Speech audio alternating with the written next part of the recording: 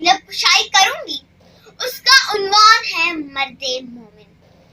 جناب والا، مرد مومن اللہ کے بنائے ہوئے آئین کا نگہبان ہے۔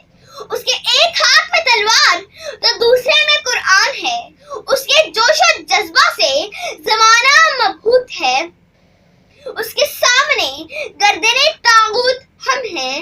وہ بلبل ناسوت ہے، وہ طاہر لاہوت ہے، وہ قہریو غفاریو قدوسیو جبروت کا پیکر ہے۔ وہ تسلیم و رضا کی منزلیں طے کر چکا ہے۔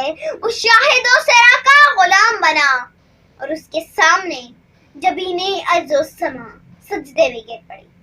جناب والا، مرد مومن اپنی شمشیر خارا شغاف سے کفر و باطل کے الحاد کے ناسور کو چیر پھاڑ کر رکھ دیتا ہے۔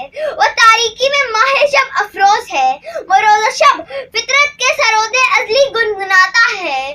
وہ باد صبا کی جنبش ہے، وہ غنچے کا تبسم ہے، وہ بلبل کا نغمہ ہے اور طوطی کا تعلم ہے۔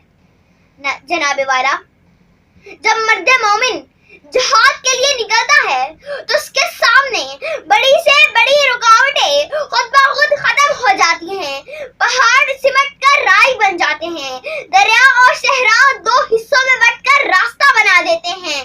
جناب والا، 6 ستمبر 1965 کو انڈیا کی بزدل فوج نے ہمارے دلیر جوانوں کو للکارا تو اس مٹی کے سپوتوں نے اسے منہ توڑ جواب دیا اور دشمن کو یہ بتا دیا کہ جنگ توپوں سے نہیں بلکہ جذبہ ایمانی سے لڑی جاتی ہے۔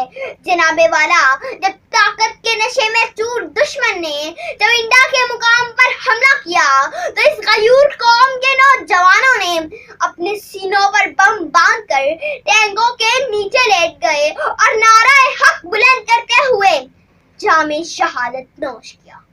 جناب والا، آج انہی جوان مردوں کی قربانیوں کی بدولت انڈیا جیسے بڑے مملکت سے آنکھوں میں آنکھیں ڈال کر بات کرنے کے قابل ہوئے ہیں، اور آج پوری قوم ان شہیدوں کی مقروض ہے اور ان الفاظ میں انہیں خراج تحسین پیش کرتی ہے کہ اے راہ حق کے شہیدوں، وفا کی تصویروں، تمہیں وطن کی ہوائیں سلام کہتی ہیں۔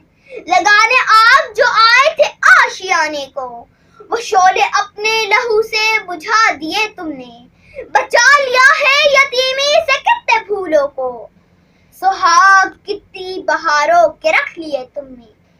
تمہیں چمن کی فضائیں سلام کہتی ہیں، اے راہ حق کے شہیدوں، وفا کی تصویروں۔